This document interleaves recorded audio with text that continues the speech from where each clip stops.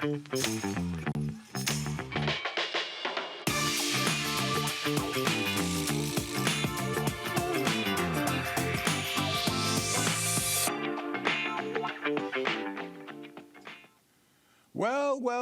So this is how the final month of the governor's race is going to go. Hey, everybody, it's Reporters Roundtable. I'm David Cruz.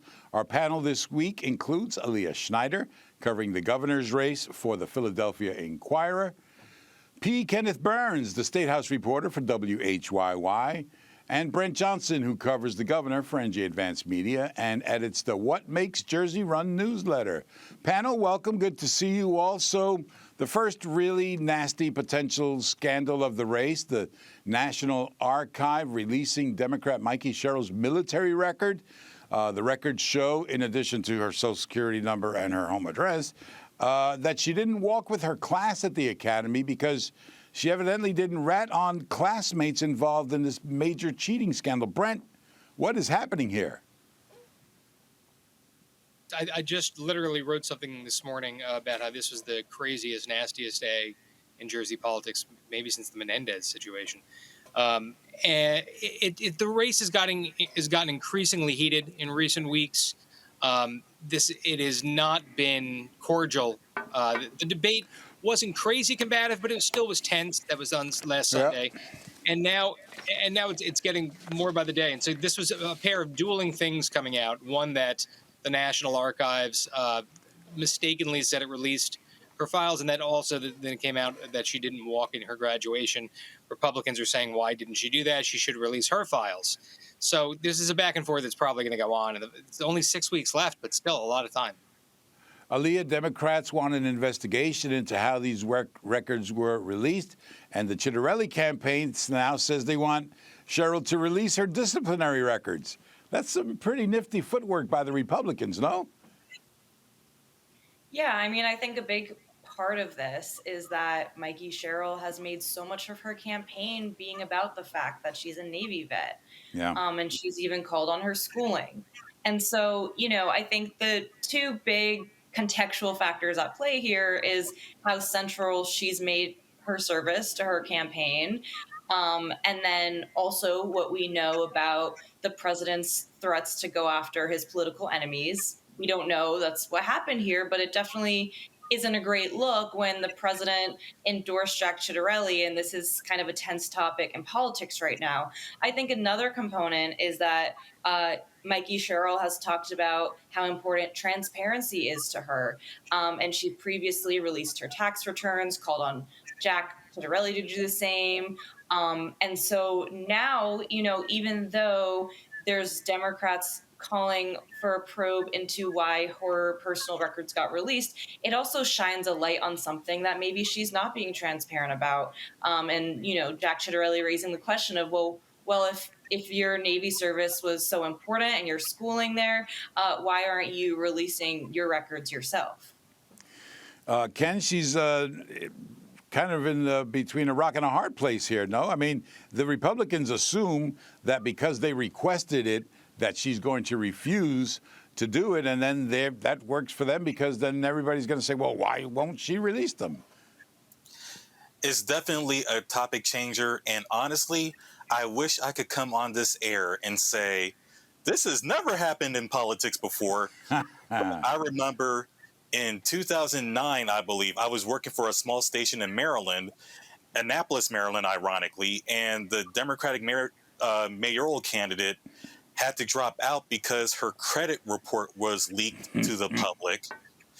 And then I was just reading before we started, about 30 years ago last year, there was a state house candidate in Colorado. He was trying to track down who released his credit report. So I wish I could say this is something new. Maybe it's new for New Jersey. I haven't been in the state long, but it's just more. We're basically. Actually, here's a better way to say it. Remember where we were last week? Look up. Yeah. Well, but I mean, what impact do you think this kind of thing could have on a race, Ken? I know what it could have on a mayoral race in a small Maryland city. Yeah. On a statewide campaign, it's hard to tell. I mean, keep in mind, this came out after the latest Emerson poll shows the race at a statistical dead heat, which doesn't surprise me. We'll probably get into that today, but Yep. I don't think it'll have much impact because we've seen this on a national level to a certain extent and in other states. Yeah. All right, let's move on to the debate, which was the big story of the week before this. We just lived through a 5-hour block of pregame and postgame analysis there, a live audience. What did we learn from the candidates' answers, if anything, Aliya? Well, I think there were a couple topics where they definitely shifted their tones from the primaries. For Mikie Sherrill, that was immigration, the Immigrant Trust Directive, which some call the state sanctuary policy. During the primary, when progressives in the race were calling for her to support the Immigrant Trust Act, which takes protections, or it further limits New Jersey's cooperation with ICE, Right. Which is already limited through the directive. Mikie Sherrill said during the primary that she had concerns about the act, but she supports what's in place under the directive. But when she was asked about that at the debate, she just didn't answer the question. She said she believes in the Constitution. She did say she was against ICE agents being masked, but she didn't answer it during the debate or when reporters pressed her afterwards. Meanwhile, Jack Ciattarelli, I found that he moderated his tone, at least, on vaccines from when I've heard him speaking in more Republican spaces, where, he has said that he is against what he calls a one-size-fits-all vaccine schedule, that he would never mandate a vaccine. He's talked a lot to so-called like parents' rights and medical freedom groups. But then when vaccines came up and herd immunity came up in the debate, he said, I support the vaccine schedule for, it was measles, mumps, and a few other diseases. Right. And he was speaking about the importance of them. And he didn't mention the exemptions. And, I think that doesn't necessarily mean he changed his view. He could have just been careful with his words. But he definitely gave off a different impression than other times he's spoken about this. But then after that, actually yesterday, he was a distinguished guest at a gala hosted by a group that is very much known for being anti-vaccine and against mandates for school children. And he was being promoted alongside these figures who are known for anti-vaccine advocacy, including one who spread conspiracy theories claiming that the COVID vaccine was making people magnetic, which we know is not true. Well, listen, I'm magnetic, but I've never, I don't think the COVID vaccine did it for me. Kenny, what did jump out at you from this? I think the number one thing that jumped out at me is that I was clearly watching a different debate from Bill Spadia. I don't know who Bill Spadia is, but go on. No, two things. One, Mikie Sherrill did not answer a lot of questions, and there wasn't enough specifics for me. And Jack Ciattarelli, he did speak specifically. A lot of the stuff he mentioned in the questionnaire that we sent him for our profile of him. And he definitely didn't have a scowl. But I think he did moderate his tone. But at the same time, going forward, I think he has to reconcile the tone and what's actually on his website based on his answers from this past week. Brent, was there a clear winner? It's funny that both sides now in any debate declare victory immediately. Right. But the insiders I spoke to on both sides basically said the consensus here was that no one really came out incredibly on top, and no one really majorly hurt themselves. That kind of was a draw, and that people tuning in probably have made up their mind anyway. I know one issue was taxes. She keeps saying that Ciattarelli is proposing or discussing raising the sales tax to 10% while getting rid of the income tax. But she was then asked, well, would you take it off the table? And she declined to answer, saying, it's too soon to say any of that. So maybe both have the sales tax on the table, although Ciattarelli is saying that's not on the table for him. he ruled it out. She did not. Yeah. Yeah, that was something that struck me as well. Let's go to the highlight of the evening, of course. 12-year-old Mark Muir and Jack Ciattarelli in what will heretofore be known as the DAP disaster. I'm only 12, but I've already seen one of our U.S. senators go to prison. What's your vision for restoring public trust in government?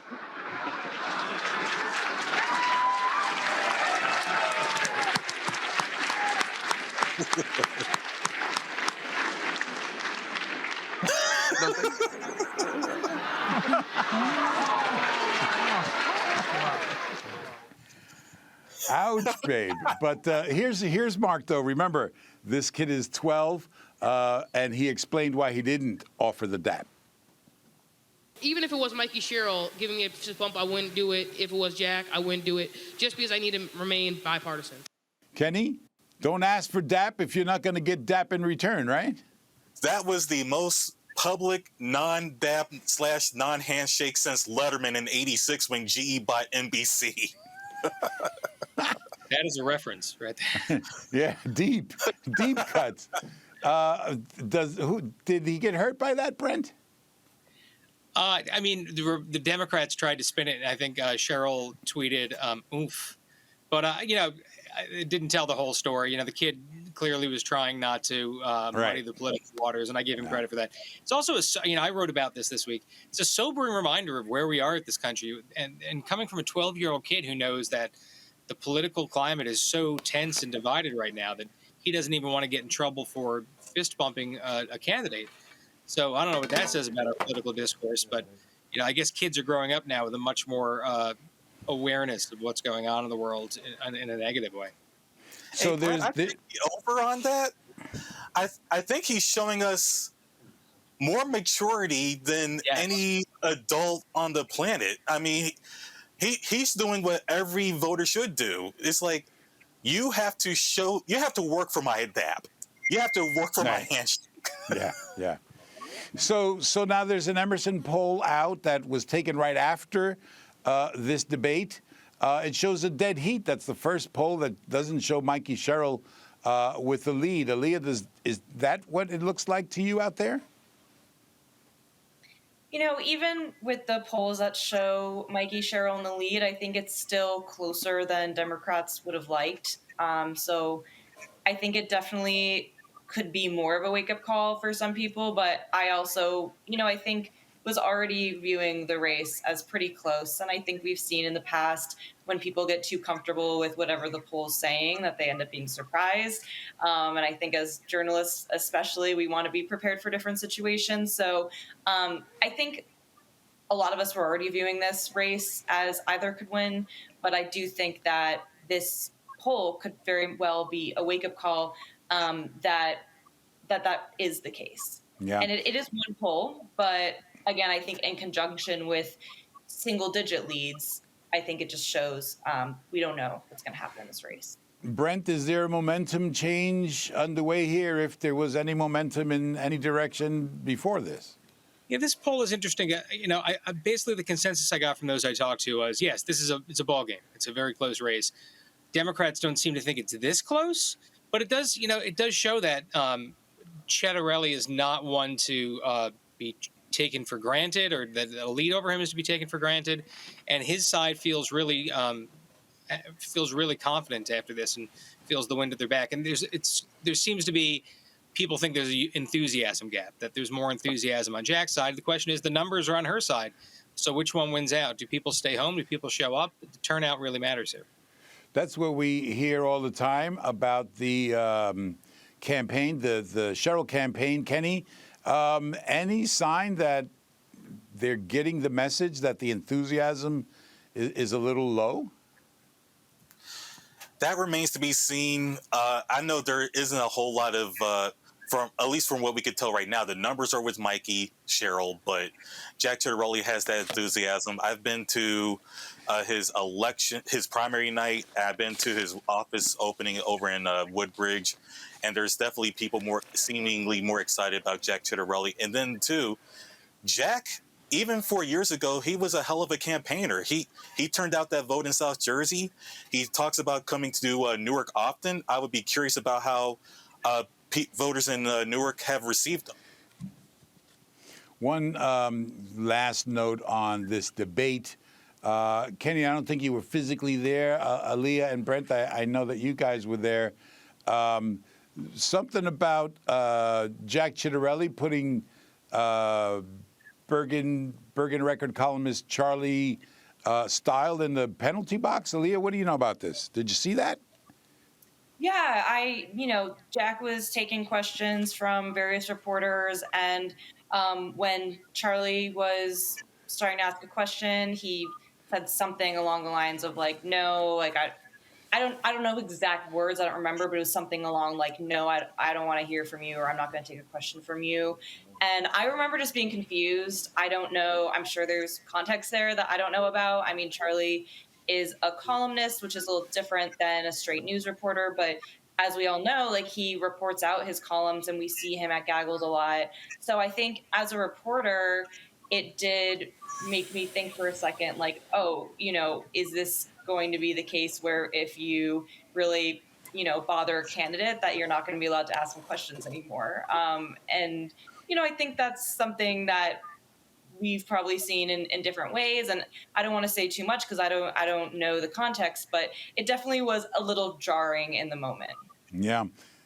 Brent, you ever get a cold shoulder like that so publicly? Yeah, I'm sure I have. I can't think of it. I've been to way too many press conferences in my life. But yeah, I heard this is a tiff between Jack holds something against Charlie that goes back a while. So I know Charlie's a friend and a colleague, but I'm sure people don't like me either. Yeah, I never liked Style from the beginning. I'll say that right now. Yeah. He's a Yankees fan. Listen, I've had shouting matches with mayors in the city council chambers and argued many a time with Governor Christie, but they always took my question. I mean, if you're going to be governor of New Jersey, you're going to have to deal with Charlie Style, no? I mean, Kenny, how do you just say, no, I'm not going to talk to you?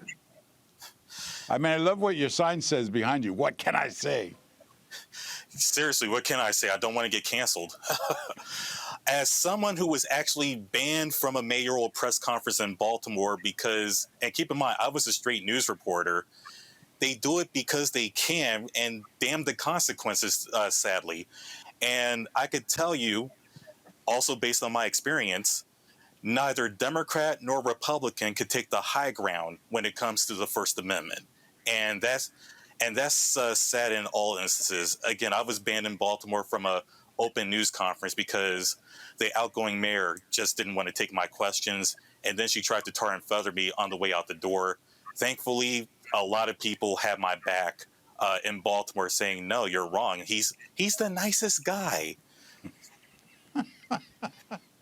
Yeah.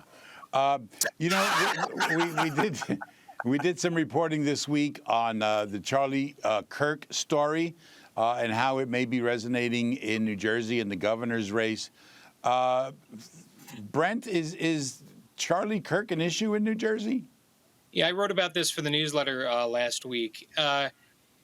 Republicans are saying that, yes, could galvanize younger voters because he was very popular with younger voters. And in a race that's a base election, the base matters and every vote matters.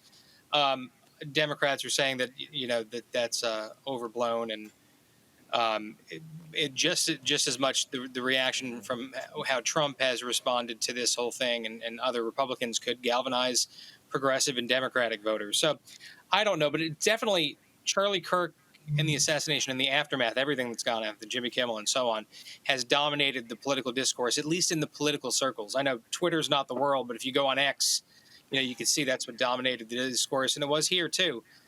So it's definitely coloring the race. I don't know if it's going to be a deciding factor. Free speech, very much a part of the discussion now, not only here. You have the president targeting media personalities, as Brent just referenced. Aliya, are you concerned that people, the public, are just generally kind of saying, "Oh, well, the president's mad at him, so good for him." And don't realize how free speech erodes and the slippery slope that we can get into? I don't think we can draw wide conclusions on that yet. I think there are people who support the president who do see that and are uneasy because they care so much about free speech. I think the president does have supporters who are happy with that. I do think that, there's different partisan interpretations of what speech should fall under free speech, and I think that is a big concern. All right, I'm gonna have to leave it there. Aliya, thank you. Kenny, Brent, thanks to all of you. That's Roundtable for this week. Good to see you all. We are on Blue Sky now. Follow us there at David Cruz NJ and scan the QR code on your screen to get more Roundtable. I'm David Cruz. For all the crew here at Gateway Center in downtown Newark, we thank you for watching. We'll see you next week.